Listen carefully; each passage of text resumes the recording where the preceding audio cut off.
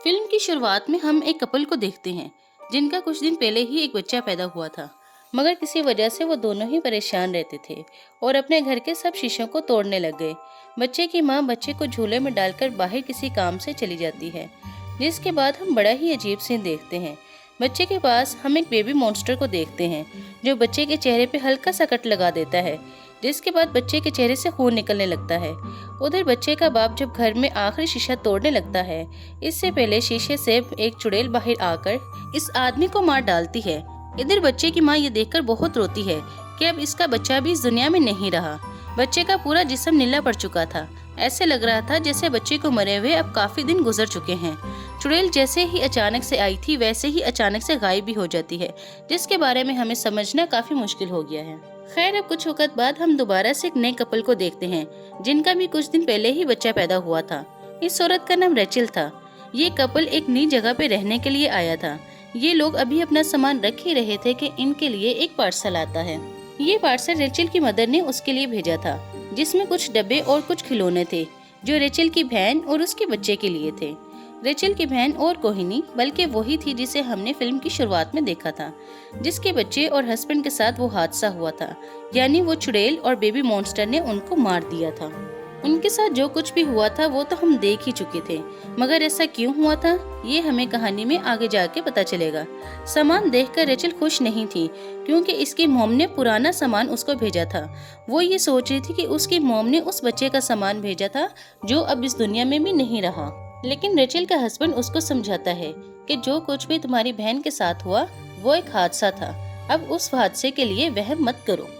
उसका हस्बैंड उसको समझाता है कि हमें वहम नहीं करना चाहिए, यही हमारे लिए बेहतर है। खैर, उन चीज़ों में एक किताब भी थी जिसमें किसी दूसरी जुबान में राइम्स लिखी हुई थी, कुछ तस्वीरें थीं और एक धुन भी बनी हुई थी। मगर रेचल्स को ये जबान समझ नहीं आती थी, मगर इसके हस्बैंड को थोड़ी बहुत आती थी। इसका हस्बैंड रेचल्स को बताता है कि ये राइम्स और धुन लुलाबाइज हैं, यानी एक लोरी है। अब रेचल्स इनको गुनगुनाने लगती है, मगर एक कॉल की वजह से चुप हो जाती है और किताब को साइड पे रख देती है। अब कुछ दिन ऐसे ही गुजर जाते हैं। उनका बच्चा बाकी बच्चों की तरह हमेशा रोता रहता था और सोता भी नहीं था, जिसकी वजह से दोनों काफी परेशान रहते थे और काफी थक भी जाते थे। ये सोचकर कि इन बच्चों को पालना कोई आसान काम नहीं अपने अपने कामों से छुट्टी ले रखी थी ताकि वो अपने बच्चे का ख्याल रख सके। रेचल एक बिजनेसमैन थी, जबकि इसका हस्बैंड एक आर्टिस्ट था। आज इसके हस्बैंड की आर्ट्स की एग्जीबिशन होनी थी, यानी नुमाइश होनी थी, इसलिए इसका हस्बैंड तैयार होकर चला जाता है। अब अकेले ही रेचल्स अपने बेटे का ध्यान रख रही होती है। रेचल्स अपने बेटे को चुप करवाकर सुलाने की कोशिश कर रही होती है, मगर वो सोता ही नहीं। अब रेचल्स बेडशीट निकाल रही होती है, तभी उसको वो किताब मिल जाती है जिसमें लोरी लिखी हुई थी। जैसे ही रेचल्स वो लुलाबाई गाती है तो अब वो देखती है कि इसका बच्चा पहले इतने आराम से कभी नहीं सोया था।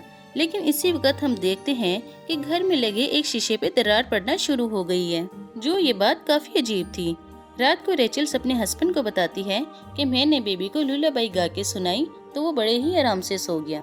इसका हस्बैंड सुनकर काफी खुश हो गया था। अब वो दोनों भी सो जाते हैं। रेचल्स ने अपने पास ही बेबी स्क्रीन रखी हुई थी जो उनके बच्चे के कमरे की थी, जहां अचानक ही बेबी के झूले के पास एक चुड़ैल दिखाई देती है। रेचल्स को महसूस होने लगता है कि बेबी के कमरे में कोई है, इसलिए वो फौरन बेबी के रूम में जाती है, मगर वहां उसे कोई नहीं मिलता। लेकिन अलमारी का दरवाजा खुला हुआ था। जैसे ही वो अलमारी का दरवाजा खोलती है तो उसे कुछ नहीं मिलता। तो रेचल्स को ऐसे लगता है जैसे बेबी स्क्रीन खराब हो चुकी है, लिहाजा वो इसे कचरे में फेंक देती है। अब वो बेबी के रूम से बाहर आ रही थी, लेकिन उसको ऐसा लगता है जैसे हर जगह कोई हलचल हो रही हो, लिहाजा वो पूरा घर चेक करती है, मगर इसको कुछ नहीं मिलता। अब रेचल्स खुद को शीशे में देख रही थी, लेकिन उसी वक्त शीशे में चुड़ैल भी नजर आ रही थी, मगर रेचल्स को वो चुड़ैल दिखाई ही नहीं देती। मगर शीशे में मजीद दरारें पड़ना शुरू हो चुकी थीं, जो काफी अजीब था। दूसरी तरफ हम देखते हैं कि इसका हस्बैंड बाथरूम में नहा रहा है, तो रेचल्स इसके पास आती है, मगर तभी उसको आईने में एक चुड़ैल नजर आने लग जाती है। तो उसका हस्बैंड बुरी तरह डर जाता है और रेचल्स को दूर फेंक देता है, जिस वजह से रेचल्स अपने हस्बैंड से बहुत ज्यादा नाराज हो जाती है। अब सुबह होने पे रेचल्स एक स्टोर में जाती है ताकि बेबी स्क्रीन नहीं ले सके, मगर तभी उसको हर जगह अंधेरा ही अंधेरा नजर आने लगता है और साथ ही रेचल्स को वो चुड़ैल भी दिखाई देने लग जाती हैं, जिसकी वजह से वो बहुत ज्यादा डर जाती हैं। अब इसका मतलब था कि इनके घर में कुछ बहुत ही अजीब होना शुरू हो गया है, और सिर्फ घर पर ही नहीं बल्कि बाहर भी। अब वो चुड़ैल घर के शीशे से हर वक्त इन पर नजर रखना शुरू हो गई थी, और साथ ही साथ शीशे में दरारें भी बढ़ना शुरू हो गई थी, जो कि काफी अजीब था। अब रेचल्स को बेबी के रूम से बेबी की रोने की आवाजें आ रही होती हैं, मगर हैरत, बच्चा तो इनके पास ही था। जब वो बेबी के रूम में जाती है तो बेबी के झूले में कोई बच्चा लेटा हुआ होता है जो हिल रहा होता है, मगर जब वो कंबल हटाती है तो वहाँ पर कोई और नहीं बल्कि एक खिलौना होता है। अब साथ ही साथ घर के सब दरवाजे खुद ही खोल रहे थे और खुद ही बंद हो रहे थे, जिसकी वजह से वो बहुत डर जाती है और जल्दी से बाहर जाकर बैठ जाती है। जैसे ही रेचल्स का हस्बैंड घर वापस आता है तो वो उसको सब कुछ बताती है कि आज घर में क्या हुआ। तो इसका हस्बैंड एक लोहे का रोड लेकर अंदर चेक करने जाता है कि घर में कौन है, मगर इसको कोई नहीं मिलता। अब हर बड़ी में उसका तोता बाहर निकल आता है, तो वो डर के मारे अपने तोते के हुई मार देता है, मगर ये तोता बचपन से ही उसके साथ था, जिस वजह से वो काफी उदास हो जाता है। हाँ, तभी लेचर्स आती है और वो उसको संभालती है। वो बोलती है कि शायद इसमें मेरी ही गलती है, मैं भी अपनी बहन की तरह पागल होती जा रही हूँ। जिस पर इसका हस्बैंड इसको समझाता है कि इसमें तुम्हारी कोई गलती नहीं है, तुम बहन तो बिल्कुल ही पागल हो गई थी, तुम ऐसी बिल्कुल भी नहीं हो। उसने तो अपने ही बच्चे की लाश को बहुत दिन तक ढक कर रखा, लिहाजा तुम मत घबराओ। अब रेचल्स बताती है कि कोई चुड़ैल जैसी औरत है जो उसको हर वक्त दिखाई देती है और डराती भी रहती है। फिर इसका हस्बैंड उस किताब में एक औरत को दिखाता है और पूछता है क्या ये औरत वही है। तो रेचल्स बताती है कि हाँ, ये वही औरत है। तो फिर उसका हस्बैंड बताता है कि ये औरत तो मुझे भी एक दफा दिखाई दी थी, जब मैं उस दिन नहा रहा था और गलती से तुम्हें जोर से धक्का दे दिया था और मुझे ऐसा लगा जैसे आईने में वो हो। अब जब दोनों आपस में ये सब कुछ डिस्कस कर लेते हैं तो दोनों बहुत ही डर जाते हैं। अब दोनों फैसला करते हैं कि ये जो कोई भी है हम उसका सामना मिलकर करेंगे और मिलकर ही इसका खात्मा भी। अब रात को रेचल्स के हस्बैंड को अपने बच्चे की रोने की आवाजें बाहर से आने लगती हैं, जबकि वो तो उनके पास ही सो रहा था, मगर वो नींद में उठकर अपने बच्चे को चुप करवाने के लिए बाहर चला जाता है और घर से बाहर उस जगह पर पहुंच जाता है जहां पर उन्होंने वही किताब फेंकी थी। असल में रोने की आवाज उस किताब से आती थी जो उनको अपने पास बुलाना चाहती थी। अब उसका हस्बैंड वो किताब उठाकर अंदर ले आता है। अब सुबह जब रेचल सो रही होती है तो इसका बच्चा इसके पास ही होता है, मगर वो अचानक से गायब हो जाता है। बच्चे की आवाज चादर के अंदर से आ रही थी, इसलिए वो चादर के अंदर ही इसको ढूंढने लगती है, जहां इसको अपना बच्चा मिल तो जाता है मगर मरा हुआ। ये देखकर वो बहुत डर जाती है, जबकि असल में उसका बच्चा बिल्कुल ठीक था। ये देखकर उसकी जान में जान आ जाती है। अगले दिन रेचल्स का हस्बैंड अपने बच्चे को लेकर कहीं चला जाता है, क्योंकि आज रेचल्स ने भी कहीं जाना था। उसका हस्बैंड अपने बच्चे को लेकर एक चर्च में आ जाता है, जहां इसकी मुलाकात एक लेडी प्रीस्ट से होती है, जबकि हम दूसरी तरफ रेचल्स को देखते हैं जो मेंटल हॉस्पिटल में गई होती है, जहां इसकी मुलाकात अपने बहन से होती है, क्योंकि इसकी बहन मेंटल हॉस्पिटल में एडमिट थी और वो बिल्कुल ही पागल थी। रेचल्स का हस्बैंड प्रीस्ट को सब कुछ बताता है जो भी उनके साथ हो रहा होता है, और वो उनसे कहता है कि हमें कोई ऐसा बंदा चाहिए जो भूत वगैरह को इजीली कंट्रोल कर सके, ताकि वो भी सुकून से रह सकें। लेकिन प्रीस्ट बताती है कि यही सब कुछ पूछने रेचल्स की बहन भी एक दफा यहाँ आई थी। प्रीस्ट उस किताब के बारे में पूछने लगती है। दूसरी तरफ रेचल्स भी अपनी बहन को सब कुछ बता रही होती है, तो उसकी बहन पूछती है क्या तुमने वो लोरी तो नहीं गाई थी। तब रेचल्स हाँ में जवाब देती है, जो सुनकर इसकी बहन तो बहुत डर जाती है। कहती है कि मैंने तो सारा सामान लॉक कर दिया था, ये सामान तुम तक कैसे पहुंचा। अब तो तुम लोरी भी गा चुकी हो, अब तो बहुत कुछ बुरा होने वाला है। रेचल्स की बहन और प्रीस्ट उस किताब के बारे में बताने लगते हैं, तो अब सामने आएगी इस की चुड़ैल की और लोरी की असल कहानी। ये तो हम सभी जानते हैं कि दुनिया में गॉड ने सबसे पहले एडम और ईव को बनाया था, मगर अक्सर लोग कहते हैं कि इनसे पहले गॉड ने एक औरत को भी बनाया था जिसका नाम लिलिथ था, जो बहुत ही खूबसूरत थी। दूसरी तरफ एडम ने एक खास किस्म की लोरी बनाई हुई थी, जिसे सुनकर लिलिथ हमेशा इनके पास आ जाती थी। लिलिथ हमेशा ही एडम के साथ रहना चाहती थी, मगर ईव की वजह से ऐसा मुमकिन नहीं था, और लिलिथ की इसी गलती की वजह से उसे वहाँ से निकाल दिया गया था और जंगलों में भेज दिया गया था, जिसके बाद वो जंगलों में भटकती रही और भेड़ियों के साथ रहने लगी। इसके बाद इसने जन्म दिया एक डिफॉर्म बच्चे को, जो कुछ कुछ इंसानों की तरह था मगर मुकम्मल तौर पे भेड़ियों की तरह। और दूसरी तरफ हम देखते हैं कि एडम और ईव की औलाद हुई है, जो कि बहुत ही खूबसूरत और प्यारी है, मगर लिलित के बच्चे बहुत ही बदसूरत थे, जिसे देखकर लिलित को बहुत ज्यादा गुस्सा आ जाता है। और इसी जलन के मारे लिलित ने एडम्स और ईव के बच्चों को चुराना शुरू कर दिया, जिसके बाद नस्ल दर नस्ल यही चलता रहा। अब इस नस्ल में कोई खास किस्म के बच्चे नहीं थे, बल्कि पूरी दुनिया के बच्चे थे, क्योंकि एडम और ईव के बच्चे तो पूरी दुनिया में फैले हुए हैं। लिहाजा एडम ने अपने बच्चों को बचाने के लिए गॉड से दुआ मांगी और गॉड ने लिलित को उठा के जंगलों में फेंक दिया। अब रही बात लुलाबाई यानी लोरी की, तो ये लोरी आई ही लिलित से बचाने के लिए थी, मगर लिलित जो कि बहुत चालाक थी, तो उसने भी एडम की लोरी को उठा के उसमें खास किस्म के बदलाव कर दिए। अब पहले जो लोरी लिलित से बचाने के लिए गाई जाती थी, मगर बदलाव के बाद अब जो भी कोई लोरी वो गाता है तो लिलित उनके बच्चों को उठाने में कामयाब हो जाती है। और हम देखते हैं कि आज भी अगर कोई लुलाबाई वो गाता है तो लिलित उनके बच्चों को उठाने में कामयाब हो जाती है। और यही कुछ तो मेरे साथ हुआ है। अब रेचल की बहन उसे कहती है कि मैं तुम्हारे बच्चे को बचा सकती हूँ, बस किसी तरह मुझे तुम यहाँ से निकाल दो। अब रेचल उसकी बात मान भी जाती है। इधर रेचल का हस्बैंड प्रीस्ट से हेल्प मांगता है, मगर प्रीस्ट कहती है कि ये सब कहानियाँ हैं, इनमें कोई सच नहीं, लिहाजा मैं तुम्हारी मदद नहीं करूँगी और तुम भी रिलैक्स होकर घर चले जाओ, जिसकी वजह से वो गुस्से में बाहर चला जाता है। अब जब रेचल का हस्बैंड घर आता है तो वो देखता है कि घर के सारे टैप्स यानी नलके खुले हुए हैं और उनमें से पानी आ रहा है।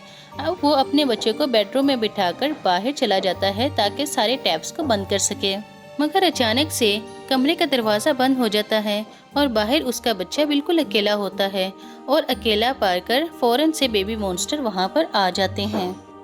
ये बेबी मॉन्स्टर्स और कोई नहीं बल्कि लिलित के ही बच्चे थे, जिनको हमने शुरुआत में भी देखा था। दरअसल लिलित के बच्चे भी इंसानों के बच्चों को पसंद नहीं करते, उनसे बहुत ज़्यादा नफरत करते हैं, इसलिए उनको नुकसान पहुंचाते हैं। अब वो रेचल के बच्चे के सामने शीशे का एक बर्तन तोड़ देते हैं और इस तरह बच्चे के सामने ढेर सारा कांच बिखर जाता है और जिससे वो किसी भी वक्त अपना हाथ जख्मी कर सकता था। और इधर बाथरूम में भी रेचल के हस्बैंड को लिलित की झलक दिखाई देती है और अब रेचल भी वापस आ चुकी थी। वो फौरन से अपने बच्चे को उठा लेती है इससे पहले कि कोई कट लगता। हम देखते हैं कि रेचल की बहन भी उसके साथ आ चुकी है, मगर रेचल का हस्बैंड पूछता है कि तुम इसे क्यों लेकर आई हो, तो रेचल जवाब देती है कि ये हमारी मदद करेगी। रेचल का हस्बैंड जो कि उसकी बहन को बिल्कुल ही पागल समझता था, लिहाजा उसे उसका आना बिल्कुल भी मुनासिब नहीं लगा। उसकी बहन बताती है कि पहले तो लिलित मेरे बच्चे को ले गई और बाद में मेरे हस्बैंड को भी उसने मार दिया। अब हमें कैसे भी करके तुम्हारे बच्चे को बचाना होगा, हमें हर वक्त उस पर नजर रखना होगी और साथ ही साथ हमें घर के सारे शीशों को ढक के रखना पड़ेगा। अब रेचल की बहन बताती है कि वो घर के शीशों के जरिए ही हम पे नजर रखती है और शीशों के जरिए ही उस दुनिया से हमारी दुनिया में आ जाती है और हमें आके नुकसान पहुँचाती है, लिहाजा हमें घर के सारे शीशों को कवर करना चाहिए। अब रेचल के हस्बैंड को सीनियर प्रीस्ट की कॉल आती है। वो बताता है कि आज तुम जिस लेडी प्रीस्ट से मिले थे उसने तुम्हारी सब प्रॉब्लम्स मुझसे शेयर की हैं, तो लिहाजा तुम बताए हुए पते पे फौरन आ जाओ ताकि मैं तुम्हारी कोई मदद कर सकूं। रेचल का हस्बैंड फौरन ही अपनी गाड़ी लेके वहाँ से चला जाता है। अब रेचल और उसकी बहन घर में बच्चे का ख्याल रख रही थी, जहाँ पे रेचल अपनी बहन को बताती है कि मुझे लगता है कि मैं एक अच्छी माँ नहीं बन सकी। उसकी बहन उसको समझाती है कि ऐसा मत सोचो, ये तुम्हारे दिमाग में लिलित ने डाला है कि तुम ऐसा नहीं कर सकती, ये सब एक लिलित की चाल है, लिहाजा इस पे ज्यादा फोकस मत करो।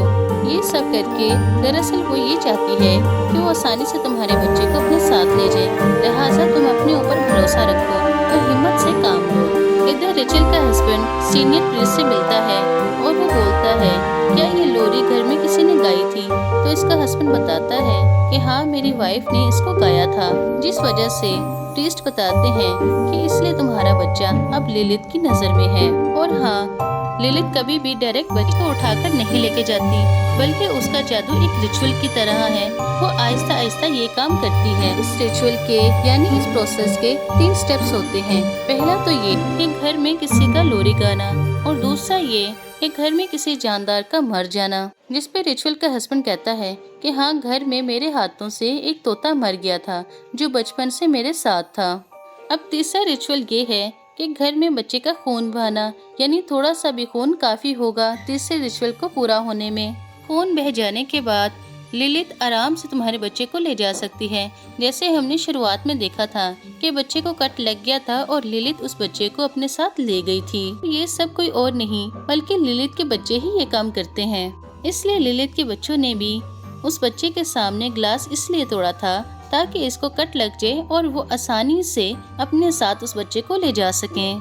अब इसके बाद प्रीस्ट रेचल के हस्बैंड को कुछ खास किस्म की कैंडल्स और दुआ देता है और कहता है कि तुम्हें ये दुआ पूरे यकीन के साथ पढ़नी होगी, क्योंकि बेशक लिलित ताकतवर ही सही मगर यकीन से ज्यादा बढ़कर नहीं है। अब रेचल का हस्बैंड वहाँ से चला जाता है मगर प्रीस्ट उस किताब को अपने पास ही रख लेते हैं, क्योंकि ये किताब दुनिया के लिए खतरनाक है। इधर लिलित के बच्चे अलमारी से निकलकर रेचल के बच्चे के पास आ रहे थे ताकि उस पे हल्का सा कट लगा सकें, मगर तब भी रेचल की आंख खुल गई थी और वो अपने बच्चे को अपनी गोद में उठा लेती है। अब रेचल की बहन रेचल के पास आ जाती है और कहती है कि अपने बच्चे को मुझे पकड़ा दो, मैं इसे संभाल लेती हूँ और तुम थोड़ी देर आराम कर लो। लेकिन हम देखते हैं कि हमें इसकी बहन के इरादे कुछ ठीक नहीं लग रहे होते, क्योंकि वो शीशे पर से कपड़ा हटा देती है जो उसे नहीं करना चाहिए था। साथ ही बच्चे को एक सुई भी चुबा देती है। सुई की वजह से बेबी का खून भी निकलने लग जाता है।